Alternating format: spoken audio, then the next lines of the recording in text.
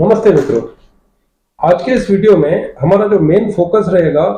या एक तरह से आप ऐसे कहें कि जो आज के सब्जेक्ट में मेन सब्जेक्ट हमारा रहेगा वैक्यूम पाउच। वैक्यूम पाउच जैसे सिंपली आप यूं समझे कि ये एक नॉर्मल पाउच है, इसमें किसी भी तरह का कोई वैक्यूम नहीं किया गया है। आप जैसे देख सकते हैं ये एक स्पाइसेस पाउडर का नॉर्मल पाउच ही है, और ये भी एक तरह से एक नॉर्मल पाउच है पीनट्स का। इसमें भी किसी तरह का कोई वैक्यूम नहीं किया गया है। लेकिन ये जैसे आप देखेंगे कि पीनट्स को एक वैक्यूम पाउच के अंदर भर के उसे कंप्लीटली एयर टाइट किया गया है, यानी ये वैक्यूम पाउच है। वैक्यूम पाउच जिसे हम कहेंगे, सिंपली आप ऐसे समझे कि जो प्रोडक्ट है वो इस पाउच में भरने के बाद और सीलिंग करने से पहले इसमें से एयर को बिल्कुल कंप्लीटली सक कर दिया जाता है, या एयर को निकाल दिया जाता है और पाउच को कंप्लीटली एयर टाइट कर दिया जाता है। यानी ये हमने आपको बताया कि वैक्यूम पाउच क्या होता है। अभी हम जो बात करेंगे वैक्यूम पाउच, उसके बेनिफिट्स के बारे में भी हम बात करेंगे, एज वेल एज उससे अकर वैक्यूम पाउच के प्रॉब्लम्स के बारे में भी हम बात करेंगे, और सेम वे पर उनके सॉल्यूशंस के बारे में भी हम आपको डिटेल में बताने की कोशिश करेंगे। आप यूं समझे कि जो वैक्यूम इस समय हम कर रहे हैं हमारी प्रोडक्ट के लिए, क्यों जरूरी है। काफी सारे मित्रों ने मुझसे पूछा कि भाई नॉर्मली जैसे पहले बिना वैक्यूम के सिंपल पाउच में जो हमारी प्रोडक्ट्स आ रही थी, और इस समय जो चलन है, या जैसे आप कहेंगे कि जो ट्रेंड है वैक्यूम पाउच का, वो काफी हद तक बढ़ रहा है। तो उसका मेन रीजन क्या है कि हम नॉर्मल पाउच से कन्वर्ट होके और वैक्यूम पाउच को ज्यादा इंपॉर्टेंट दे रहे हैं। सिंपली आप यूं समझे कि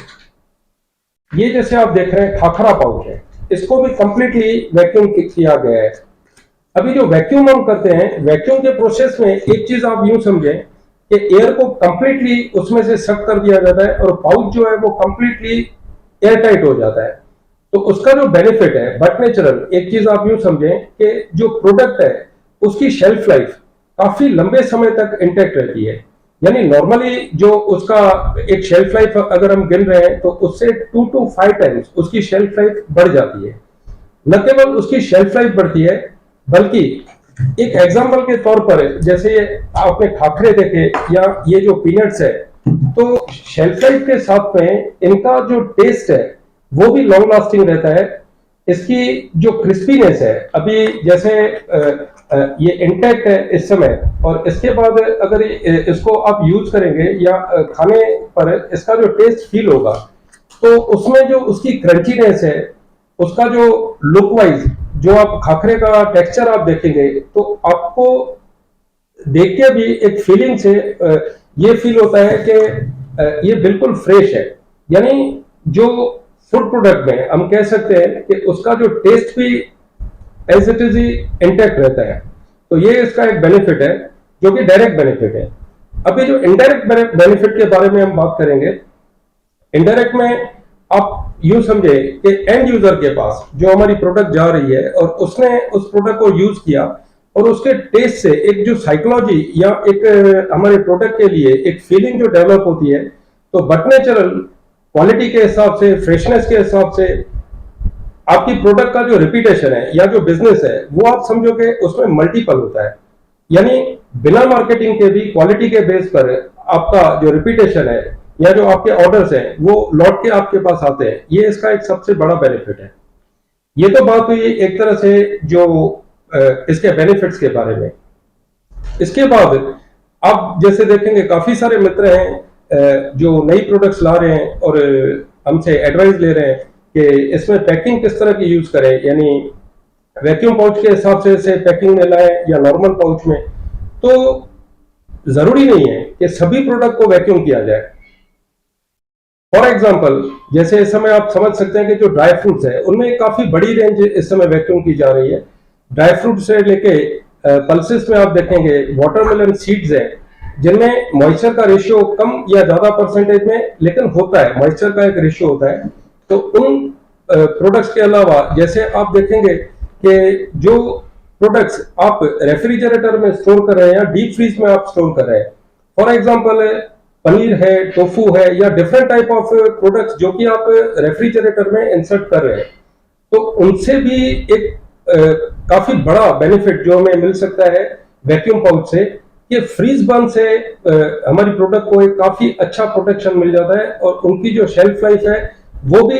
काफी लंबे समय तक बढ़ जाती है, एज वेल एज जो उनका टेस्ट ऑफ क्वालिटी यानी जो क्वालिटी है तो वो भी इंटेक्ट रहता है। तो यहां तक हमने बात की वैक्यूम पाउच और उसके बेनिफिट्स के बारे में, लेकिन कई बार ऐसे हो सकता है कि वैक्यूम पाउच जिस समय आप पैक कर रहे हैं, पैकिंग के समय ये लूज हो जाए, यानी एक तरह से आप समझोगे इसमें एयर आ जाने का एक प्रॉब्लम हो सकता है। अभी नॉर्मली ऐसे आप समझें कि जिस समय आप वैक्यूम पाउच कर रहे हैं तो बहुत ही मिनिमम परसेंटेज में, अगर आप समझोगे शुरुआत के कुछ पाउच आपको लूज मिल रहे हैं तो वो प्रॉब्लम नहीं है, लेकिन अगर प्रोडक्शन के टाइम पे रेगुलर वे पर और काफी बड़ी क्वांटिटी में आपके पाउच अगर लूज हो रहे हैं, तो उसके पीछे जो मेन रीजन हम कह सकते हैं वो होता है रॉ मटेरियल, यानी जो ये वैक्यूम पाउच कन्वर्टर जो रॉ मटेरियल्स लेके और जो वैक्यूम पाउच हम बना रहे हैं, तो अगर नॉर्मल पाउच में यूज होने वाले रॉ मटेरियल से हमने वैक्यूम पाउच बनाया तो हो सकता है कि लूज होने का प्रॉब्लम आपको मैक्सिमाइज हो जाए, यानी काफी बढ़ जाए। लेकिन वैक्यूम पाउच के लिए जो वैक्यूम ग्रेड के रॉ मटेरियल अगर हम यूज कर रहे हैं, फॉर एग्जांपल इसमें जैसे कि जो पॉलिएस्टर फिल्म है, नॉर्मली आप सभी लोगों के नॉलेज में होगा कि जो प्रिंटिंग होती है वो 12 माइक्रोन पॉलिएस्टर फिल्म पर ही होती है, वो नॉर्मल पॉलिएस्टर फिल्म नहीं होके सीसी पैड ग्रेड की पॉलिएस्टर फिल्म अगर हम यूज कर रहे हैं। सेकेंडरी इसमें जो मल्टीलेयर फिल्म हम ले रहे हैं वो मल्टीलेयर भी नॉर्मल मल्टीलेयर फूड ग्रेड की फिल्म नहीं होके फूड ग्रेड की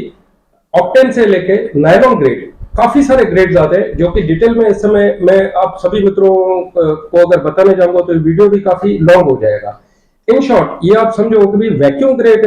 फिल्म लेके, और इसका जो प्रोसेस है लेमिनेशन और पाउचिंग प्रोसेस वो भी रेगुलर प्रोसेस से कुछ डिफर करता है, यानी अगर सही प्रोसेस से सही रॉ मटेरियल्स लेके अगर हमने वैक्यूम पाउच डेवलप किया तो उसमें ये इस तरह के जो लूज होने के प्रॉब्लम्स है काफी हद तक आप मिनिमाइज कर सकते हैं या बिल्कुल ही निल हो सकते हैं। सेकेंडरी जो प्रॉब्लम ये अकर हो सकते हैं, आप समझो कभी जो कॉम्बिनेशन भी आपने बिल्कुल परफेक्ट लिया है, वैक्यूम ग्रेड पाउच ही आपने लिया है, लेकिन उसके बाद भी पाउच लूज होने का प्रॉब्लम आ रहा है, चाहे कम या ज्यादा क्वांटिटी में, तो उसका रीजन रिलेट करता है आपकी जो वैक्यूम मशीन है उसके साथ। अभी जो वैक्यूम मशीन इस समय मैं इसी वीडियो में आपको उसके प्रॉब्लम्स और सॉल्यूशंस के बारे में नहीं बता रहा हूं। रीजन ये है कि चाहे वैक्यूम मशीन जो है वो हमारी इंडस्ट्री से के साथ ये पर्टिकुलर सब्जेक्ट रिलेट करता है, लेकिन मैं आपको थियोरिकली बताऊं उसके बारे में बेटर है कि जो मशीन मैन्युफैक्चरर्स है, यानी जो वैक्यूम मशीन मैन्युफैक्चर कर रहे हैं, उन्हीं के फ्लोर पर और उन्हीं के टेक्निकल्स के साथ प्रैक्टिकली जो वैक्यूम पाउच बनाते हुए यानी फिल करते हुए एज वेल एज उसके प्रॉब्लम्स और उसके सॉल्यूशंस वो हम आपको प्रैक्टिकली दिखा सके। तो आशा करते हैं ये वीडियो आपको अच्छा लगा होगा, और मेरी एक पर्सनल रिक्वेस्ट है कि इस वीडियो को अगर आपको सही लगा हो, अच्छा लगा हो, तो इसे आप जरूर से लाइक करें, इसको शेयर भी करें ताकि और काफी मित्रों को भी हेल्पफुल रहे, एज वेल एज इसे सब्सक्राइब भी जरूर करें ताकि हमारे जो आने वाले वीडियोज हैं उनका नोटिफिकेशन आपको टाइमली मिलता रहे। धन्यवाद। जय हिंद, जय भारत।